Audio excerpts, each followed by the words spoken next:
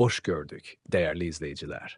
Ülkede ve dünyada baş verən ən son xəbərlərdən anındaca xəbərdar olmaq üçün Günlük Xəbərlər YouTube kanalımıza abunə olun və bildirişləri açmağı unutmayın.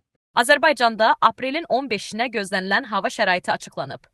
Bu barədə Milli Hidrometeorologiya Xidməti məlumat yayıb. Bildirilib ki, Bakıda və Abşeron yarımadasında bəzi yerlərdə arabir yağış yağacağı gözlənilir. Yarımadanın ayrı-ayrı yerlərində qısa müddətli intensivləşəcəyi ehtimalı var. Gündüz yağıntıda fasilə olacaq. Mülayim şimal-qərb küləyi gündüz cənub-şərq küləyi ilə əvəz olunacaq. Havanın temperaturu gecə 8-10 dərəcə isti, gündüz 13-16 dərəcə isti olacaq. Atmosfer təzyiqi 767 mm civə sütunu təşkil edəcək. Nisbi rütubət 75-85% təşkil edəcək.